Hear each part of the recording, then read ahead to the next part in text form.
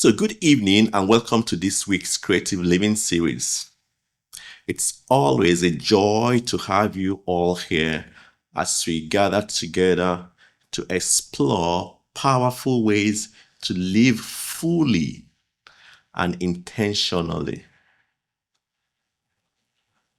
We know that the universe, God's Spirit, thoughts for us are thoughts of good and never of bad, evil, to give us a hope and a future and an expected end. We want to live fully. So today's focus is on creating space for what truly matters, making room for that important thing, for that alignment with the divine. And what truly matters is deeply personal and unique to each of us. It is shaped by our values, our dreams, and our life experiences.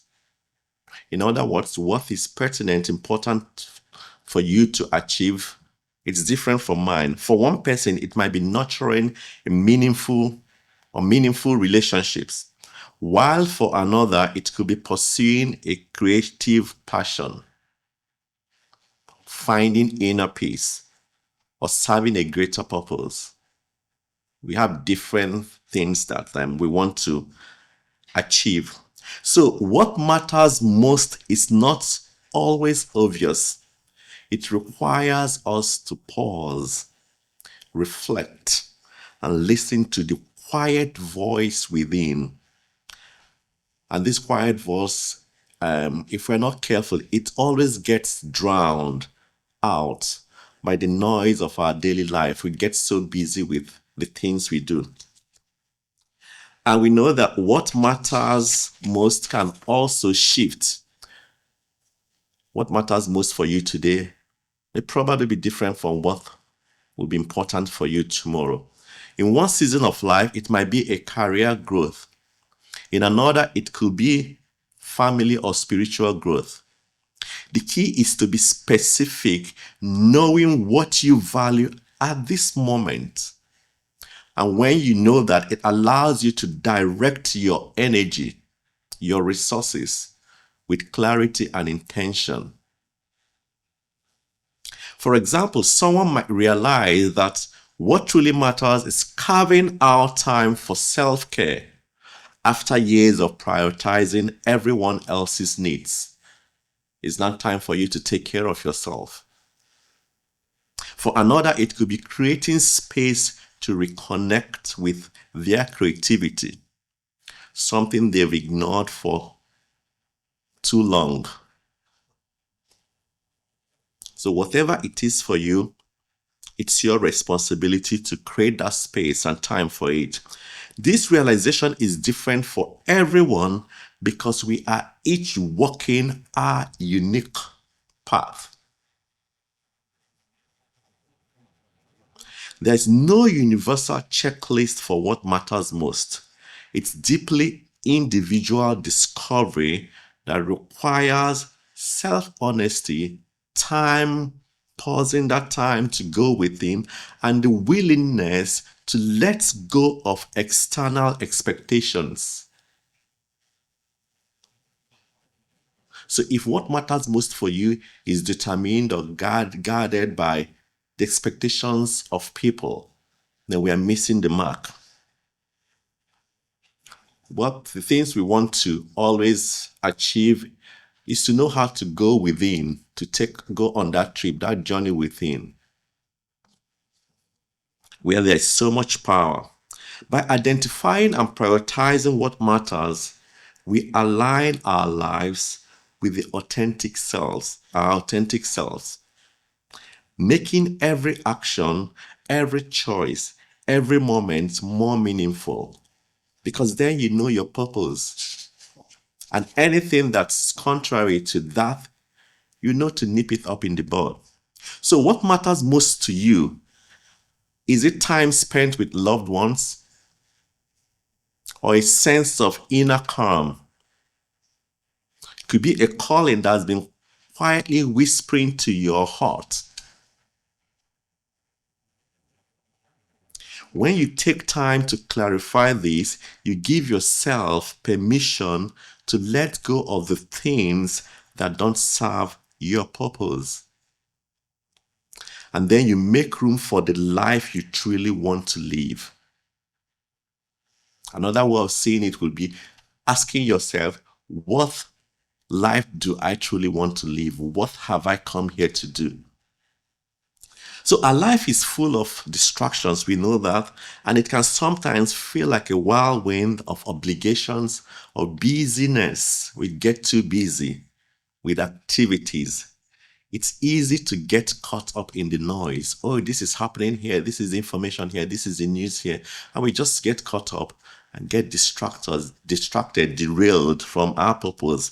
So in the rush of it all, it's easy to lose sight of what we truly value, the treasures that bring us joy, peace, and purpose.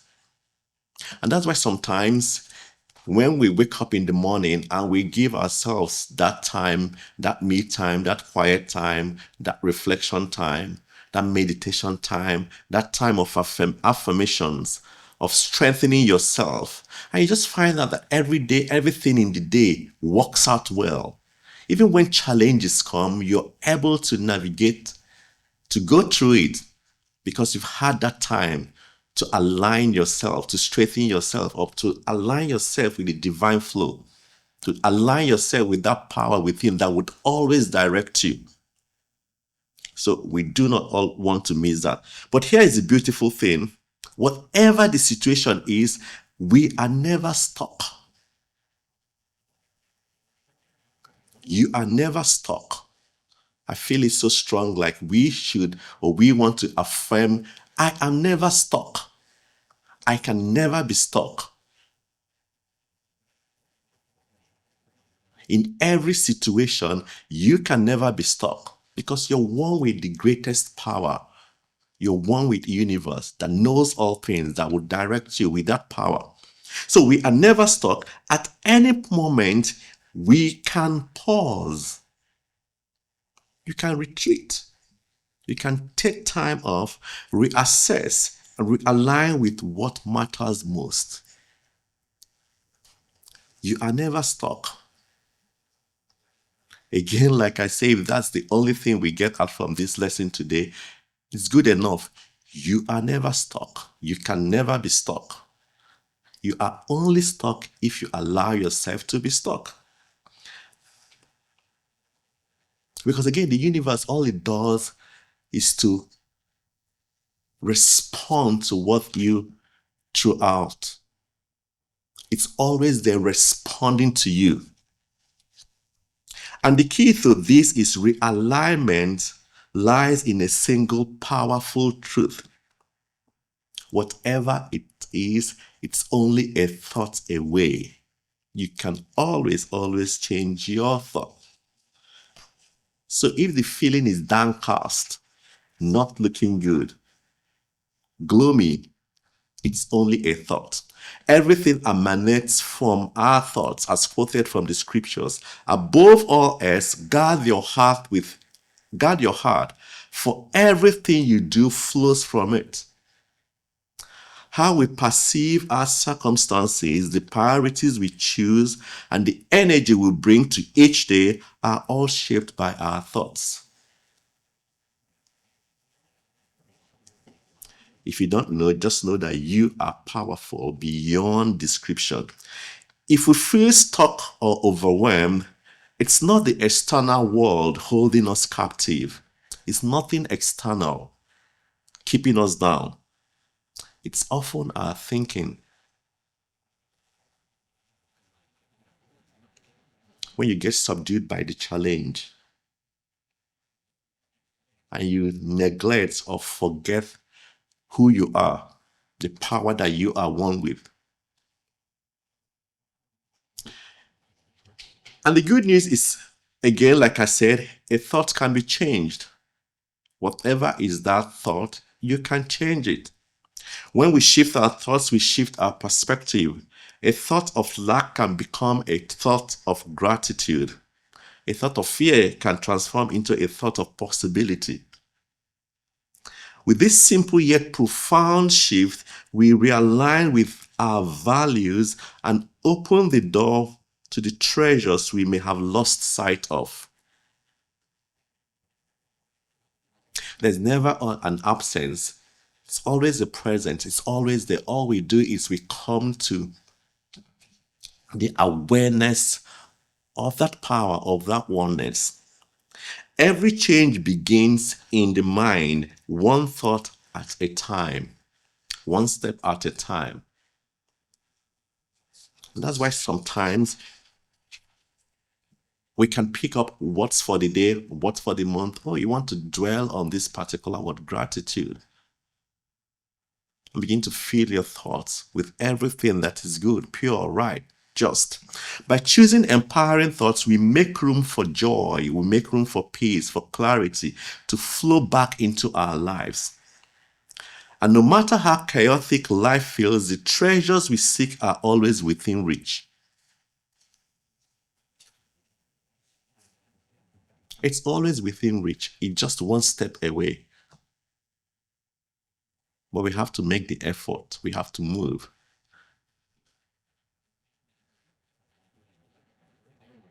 It's faith with actions. Not you have all the faith and you're not moving. You treat and you move your feet. They go together. Like I said, it starts with a thought. We are here to remind you to pause as often as possible, to realign with your higher values, prioritize what feeds your spirit, and release what no longer serves you. And when you do this, what we are simply saying is that we are opening the door for the process of life to take place. And that process of life, we know, is perfect, it's complete, it's whole. And again, no matter how busy we are, it gets really busy. We want to encourage you, even the smallest time we have, to just pause, because it's very important. Like being in the moment. Okay, here I am. I need direction. I need insight. And you get the answers. Take moments throughout your day to stop, close your eyes and ask what matters most right now. In that situation, what matters, what is the way out? The pauses allows us to recalibrate, release what isn't serving us, and realign with our highest values. Because when we do this, we answer purpose, the reason why we are here, what we have come here to do. Again, sometimes creating space isn't about doing something big. It's about taking a single breath to reconnect with ourselves. You know what taking a breath when you're overwhelmed, how it calms you down, both inner clarity and physically, just calms you down. So creating space is not about having more hours in the day or waiting for life to slow down. It's not about perfection or getting everything under control. It's not either about fitting more into your schedule, multitasking, or pushing yourself harder to accomplish endless tasks. Nor is it about avoiding responsibilities or isolating yourself from the world. It's about bringing intention and clarity into your life. Here and now, I am whole. I am complete. I can do all things. And you know direction. It's not about doing more. It's about doing what aligns with your values and purpose. Because anytime we put our mind to do a specific thing in alignment with our purpose, there will always be distractions. But we know well not to be distracted because we already know what we are here and we work towards that with all our strength and energy. It's not about external validation or achieving a perfect balance by someone else's standard. And that's why sometimes people outside will admire you and say, oh, he or she is so cheerful. Whatever challenge she's going through, she knows how to handle it. Good enough. But you within know what you're going through. So external validation does not confirm who we are. What confirms and approves of us is who we know that we are, our alignment with that power that we are one with. It's about cultivating an environment both within and around you that feels peaceful, empowering, and true to who you are. Peace in the midst of the storm. And you're just so peaceful within. You're just so peaceful in and out. Again, creating space doesn't mean running from the chaos or pretending challenges don't exist. We always have challenges. Instead, it's about shifting how you respond to them, resolving in your heart and mind to navigate them with grace and intention. How do you respond? Do you respond from that place of power, knowing that everything is unfolding perfectly? Or you respond from that place of poor me, pity me, I'm done and finished? Again, it's not about fixing everything at once, but taking small, meaningful steps to open your life to more joy, to everything good. The step-by-step approach is always the best way. One day at a time, one step at a time. It's about consciously choosing to prioritize the things that nurture our spirits. What you feed yourself, what you listen to, what you watch. Does it strengthen you? Does it weaken you? So take a moment to reflect on this. What do you treasure most in your life? The answer to this question reveals the foundation of your experience. So again, if you're witnessing living a life that it's not what you want, then look back to what you treasure, what you make your priorities. What are your priorities? Remember, what you focus on expands. This timeless principle reminds us that where we direct our attention, our energy flows and results follow. It's simple. If you give yourself time to go within, to take that pause, you would always find out that you are directed rightly.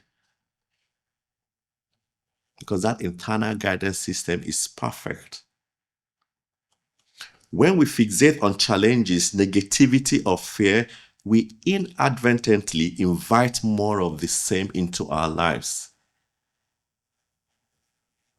Conversely, when we shift our focus to joy, to gratitude, and possibility, we open ourselves for abundance and positive transformation. So in a day, in 24 hours a day, how much time do you give to positivity, to joy, to growth, to abundance, to things that uplift you? Because again, you produce from what you fill your mind with. We've heard it before, gratitude is causative. Gratitude is a way of honoring the space we have already created.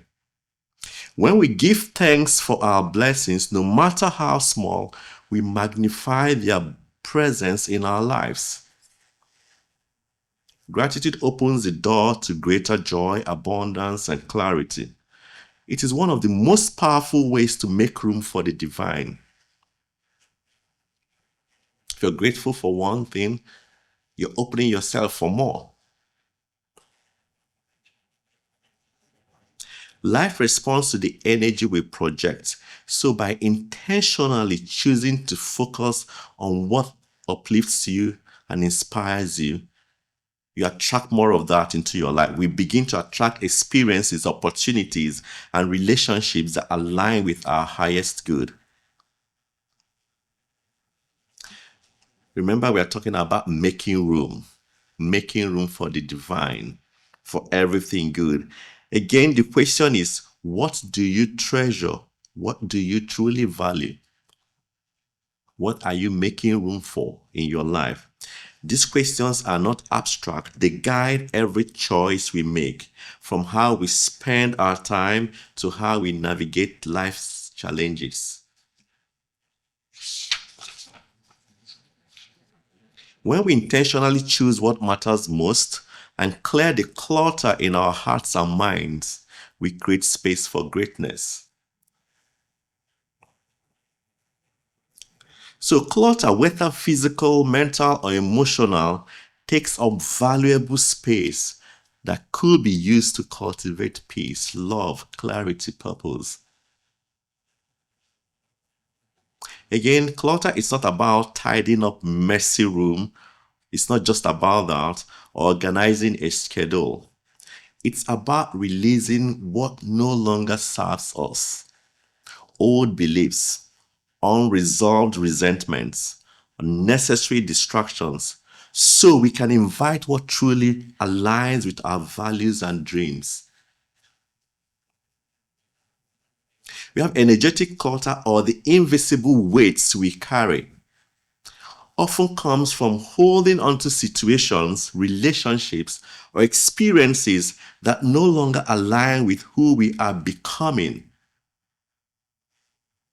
We just seen that we've changed, but we're still holding on to things with our past life or where we were yesterday. Whenever we choose to release an outdated attachment or forgive a lingering resentment, we reclaim the energy to focus on what we are becoming. Louise Smith beautifully said, "You can't reach for anything new if your hands are still full of yesterday's clutter." Obviously, you can't hold on to something if your hands are full. This quote reminds us that holding on to the past prevents us from fully embracing the present and stepping into the future. We want to make room for greatness. Decluttering requires us to take an honest look at what we have been holding on to, both physically and emotionally, and ask, is this helping me grow? Does this bring me joy and peace? Mental clutter often looks like overthinking, self-doubt, or the need to control everything. An emotional clutter can show up as grudges, guilt, or unprocessed feelings that weigh us down.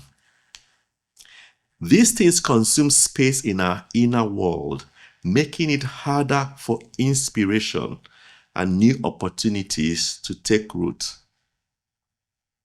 Similarly, physical clutter, the piles of papers on the desk, the overflowing closets, or the items we keep just in case,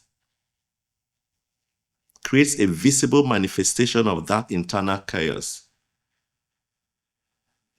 Sometimes it happens to me. Oh, let me just keep this. I may need it in the future. It might be important. And before you know it, you have a pile of so many things that you eventually don't come back to.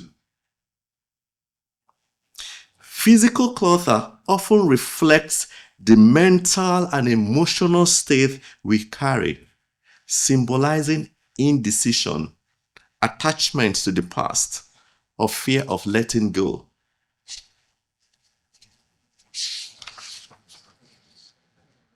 Sometimes then I remember We even keep back diaries of wrong things, negative things that happen to us. And we want to go back and like refresh ourselves, so live that experience again and begin to go through that process. So when our physical space is crowded and chaotic, it can block the flow of energy and creativity. Imagine trying to focus or feel calm in a room filled with distractions. The environment becomes a source of stress rather than a sanctuary. And like Louise has said, start wherever you are. I have so many examples and stories. Think of an artist who wants to create a masterpiece, but whose studio is filled with old, unused supplies and stacks of unfinished work. The clutter limits their ability to move freely and find inspiration. But once the space is cleared, a sense of clarity and energy emerges, and the creative flow returns. Even when we have the clutter, impedes the flow of air too. Another one, there was a woman named Anna who loved music but hadn't touched her piano in years. Her schedule was filled with obligations, and her living room where the piano sat had become a storage space. One day she decided to clear the room, dust off the piano, and start playing again. As she played, she rediscovered her passion for music. That single act of reclaiming space and time for what she loved inspired her to start teaching piano lessons, which eventually became her full-time career. From decluttering and finding what you love, what her passion was. By creating space for what she treasured, Anna transformed her life in ways she never imagined. Like we say, there's a pony in there. When we declutter our mind, emotionally, physically, all around, we are creating space for new things, for the divine to flow in. Joshua Becker says, the first step in crafting the life you want is to get rid of everything you don't. When we release physical clutter, we symbolically and energetically release attachment to the past and open ourselves to the present. There is so much power in the present moment. So much power. It becomes easier to focus, to feel at peace, and to allow creativity and inspiration to flow naturally. We have something to practice. Choose one small area of your home, a drawer, a desk, or a corner, and declutter it completely. As you do so, consciously affirm, I release what no longer serves me. I create space for clarity and new possibilities. Remember, you can do all things through this power that's at work with you. Notice how the cleared space feels. Makes you lighter, freer, and more aligned with the life you want to live. Like a breath of fresh air. Again, imagine a river flowing freely, clear and vibrant. Over time, debris, fallen branches, trash, and silt begins to block its path. The once strong current slows and the water becomes stagnant. And you know what happens with stagnant water? It smells. It's a place for bacteria to thrive. Everything you do not want thrive. But as soon as the debris is cleared, the river regains strength, flowing effortlessly towards its destination. In the same way, when we clear the debris in our lives, we allow our energy, creativity, and potential to flow freely.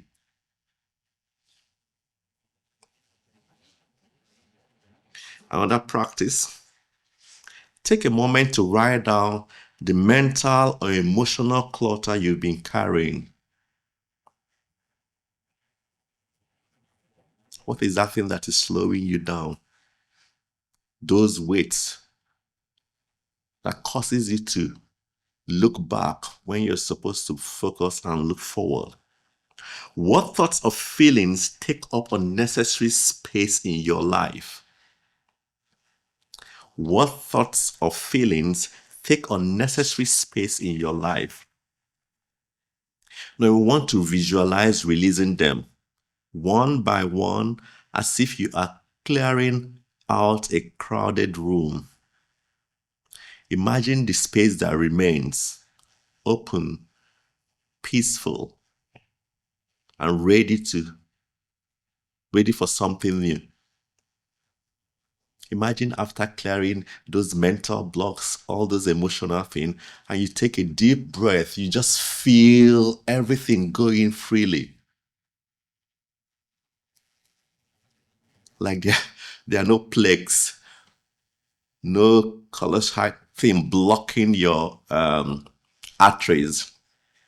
It feels free. Another one is close your eyes and picture your life as a beautiful garden. Notice the vibrant flowers blooming in some areas and the overgrown weeds in others. See yourself tending to this garden, pulling out the weeds of fear, the weeds of self-doubt, and that of distraction. And you're planting seeds of joy, of abundance, of health, of wholeness. Watch as your garden transforms into a space of beauty and peace, reflecting the life you want to live. By decluttering, we align ourselves with the flow of life and invite greatness to take its rightful place in our lives. We are created for greatness. Remember, letting go is not losing, it's gaining freedom. It's the freedom to move forward unburdened, the freedom to grow, and the freedom to make space for new blessings to enter our lives. Each time we release an old story, a limiting belief, or a fear, we create room for peace, joy, and everything good. Letting go is not just about clearing out the old, it's about making space for the extraordinary.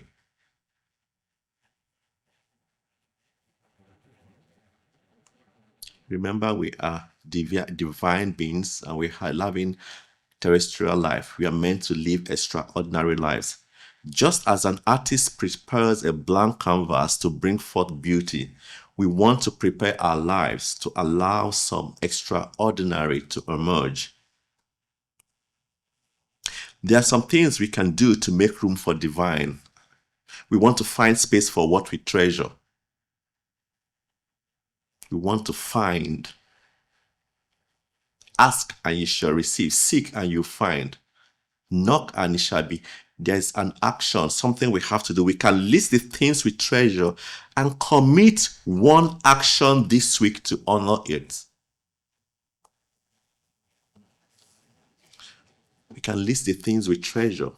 We can list the things we want to bring into our lives. We can list the things we want to release and commit to one action this week to do that, to honor that. We can choose our priorities with intention.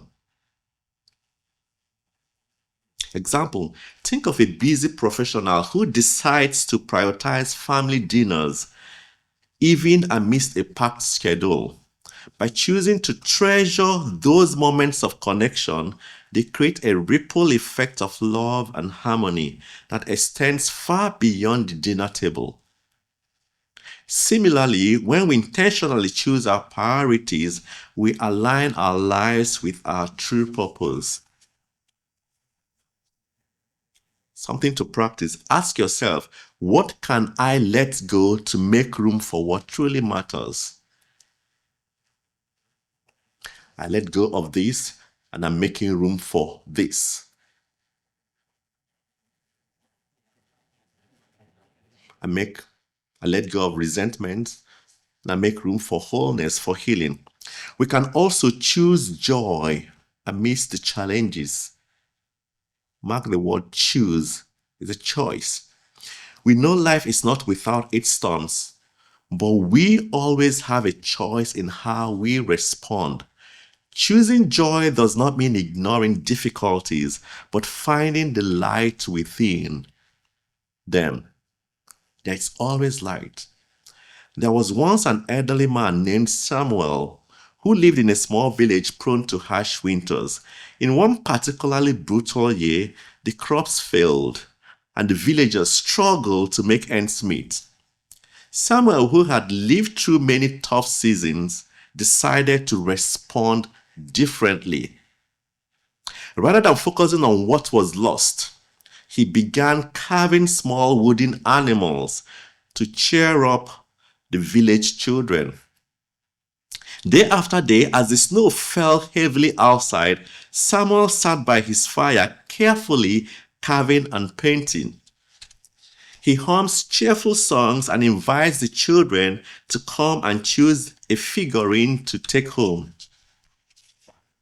Soon, word spread and his tiny creations began to bring smiles to the children and their families.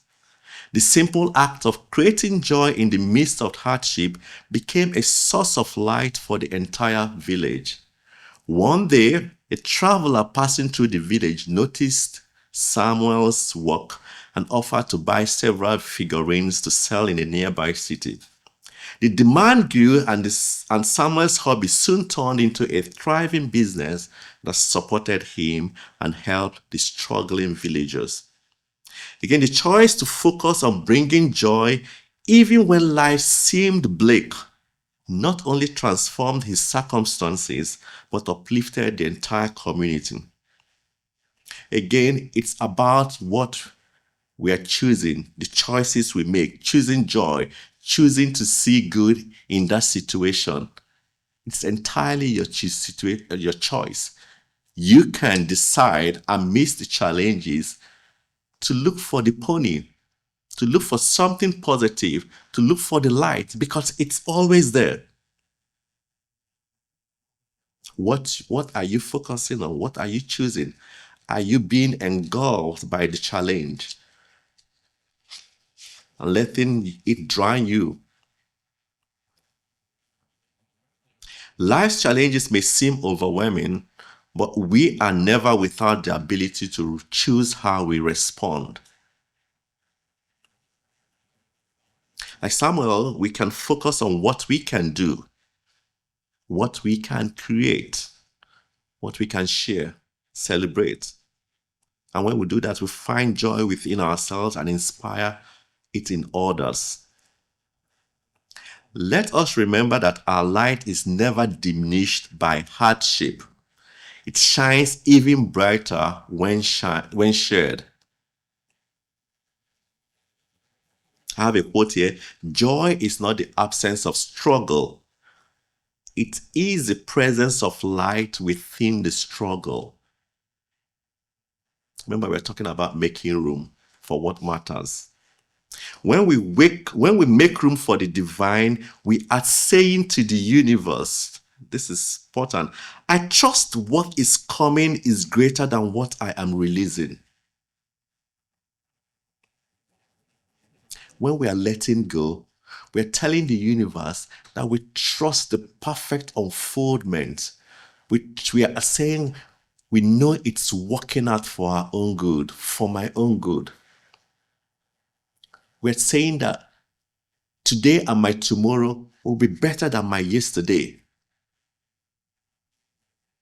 This trust transforms the act of letting go into a powerful statement of faith. And what is faith? calling those things that be not as though they're already here. It reminds us that the space we create today is the fertile ground for tomorrow's miracles. So we want to create space, we quiet the noise of the world and tune into the whispers of our inner wisdom. This alignment allows us to see opportunities where others see obstacles. We act confidently when uncertainty arises, and we move forward with faith, knowing that everything is working out for our highest good. So let us go forth this week with clarity, with purpose, and with joy, making room for what truly matters and living as radiant beings we are. And thank you so much for joining in today's lesson. And remember that the moment you choose to open your heart, the universe rushes in to fill it with blessings. So why don't we just open our hearts all day, 24/7? The universe rushes in with blessings. Thank you so very much. And so it is.